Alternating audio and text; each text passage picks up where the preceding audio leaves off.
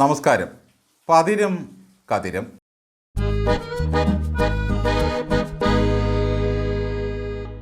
മലയാള സാഹിത്യത്തിലെ ചമൽക്കാര പ്രധാനമായ ഒരു അലങ്കാരമാണല്ലോ ഉൽപ്രേക്ഷ. വർണ്ണ്യത്തെ അവർണ്യമായി സംശയിക്കുന്നു. ലക്ഷണം എന്താണെന്ന് ചോദിച്ചാൽ മറ്റൊന്നിൻ ധർമ്മയോഗത്താൽ അതുതാനല്ലയോ ഇത് എന്ന വർണ്ണ്യത്തിൽ ആശങ്കയുണ്ടാകണം. ലളിതമായ ചില ഉദാഹരണങ്ങൾ പറഞ്ഞാൽ, കവിളിൽ തുടുപ്പേറും കാമിനിമാർ തന്മുഖം ചന്ദ്രനോ എന്ന് സംശയിപ്പൂ.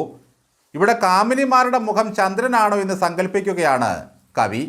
മുഖത്തിന് ചന്ദ്രൻ്റെ തിളക്കവും ഭംഗിയുമുണ്ടെന്ന് ഊഹിക്കുകയാണ്. ഇത്തരത്തിൽ സങ്കല്പിക്കാൻ ഭാഷാ പണ്ഡിതന്മാർക്കേ കഴിയുകയുള്ളൂ.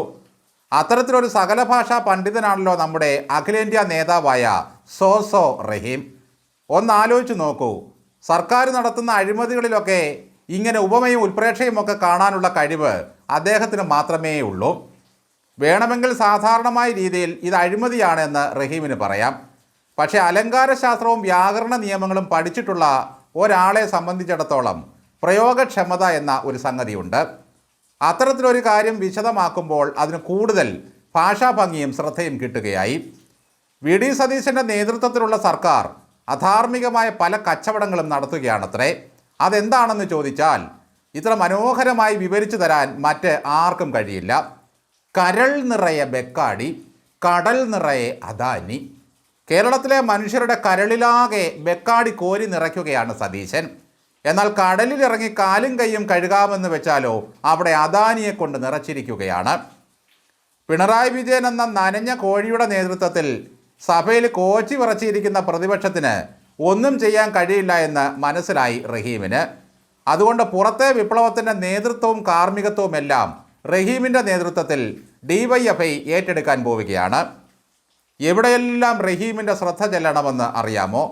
ജന്തർ മന്ദറിലെ പാറ്റാ സമരത്തിന് പോയി ആശംസകൾ അർപ്പിക്കണം. അവിടെ ഒരു കിടിലൻ പ്രസംഗം നടത്തി. പശ്ചിമേഷ്യയിലെ സമാധാന ചർച്ചകളിൽ പങ്കെടുക്കണം. കേരളത്തിലെ SFIയുടെയും DYFIയുടെയും ചുമതല നോക്കണം. ഇംഗ്ലീഷ് ഭാഷ മെച്ചപ്പെടുത്തണം. രാജ്യസഭയിൽ പോയി നരേന്ദ്രമോദിക്കെതിരെ ആഞ്ഞടിക്കണം. PM ശ്രീ കരാറിനെതിരെ പൊരുതണം. SFIക്കാർ അക്രമസമരം നടത്തുമ്പോൾ മായാവിയെ പോലെ ഓടി ഒളിക്കണം. എല്ലാം ശാന്തമായി കഴിയുമ്പോൾ മാധ്യമങ്ങൾക്ക് മുമ്പിൽ പ്രത്യക്ഷപ്പെടണം. അങ്ങനെ ഇക്കണ്ട ലോക വ്യവഹാരങ്ങൾക്ക് മുഴുവൻ കണ്ണും കാതും കൊടുക്കേണ്ട ഭാരിച്ച ചുമതലയാണ് റഹീമിനുള്ളത്.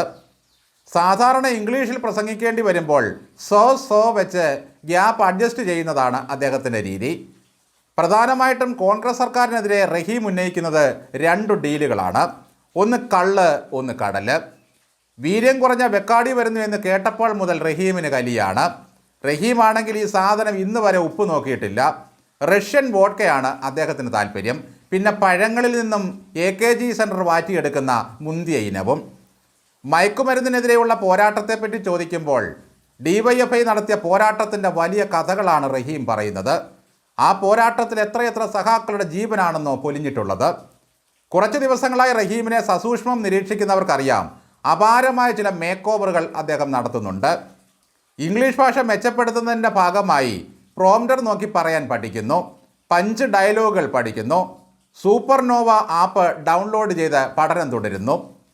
കോൺഗ്രസിൻ്റെ നേതൃത്വത്തിൻ്റെ ആത്മാർത്ഥതയെപ്പറ്റിയും സത്യസന്ധതയെപ്പറ്റിയും ഒക്കെയാണ് റഹീം ഇപ്പോൾ ചോദ്യങ്ങൾ ഉന്നയിക്കുന്നത്. ആത്മാർത്ഥതയ്ക്ക് പട്ടും വളയും കിട്ടിയ പ്രസ്ഥാനമാണല്ലോ CPM.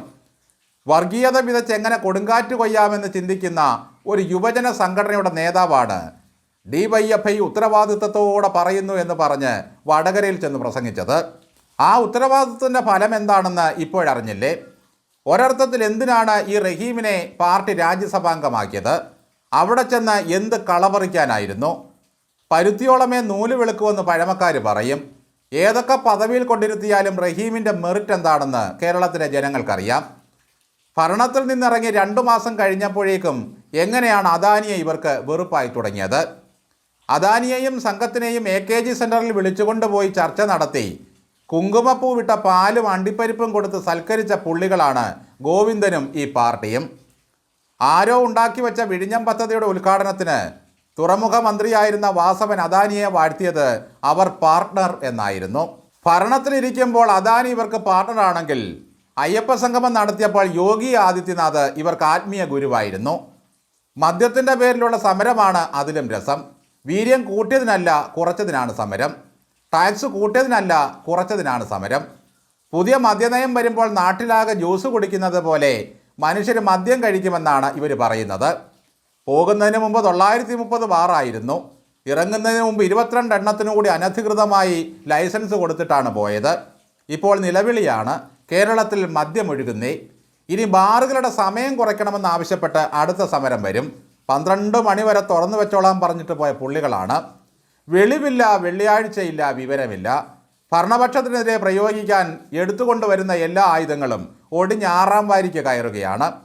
കോമാളിയാകാൻ മത്സരിക്കുകയാണ് ഓരോ കോമ്രേഡും.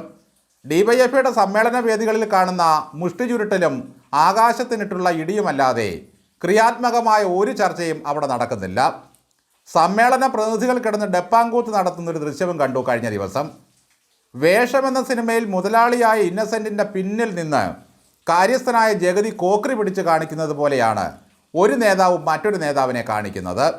അഥവാ കോമാളിത്തരം കൂടിയതോടെ കോമ്രേഡ് എന്ന പദം വെറും കോക്രിയായി പരിണമിച്ചിരിക്കുന്നു.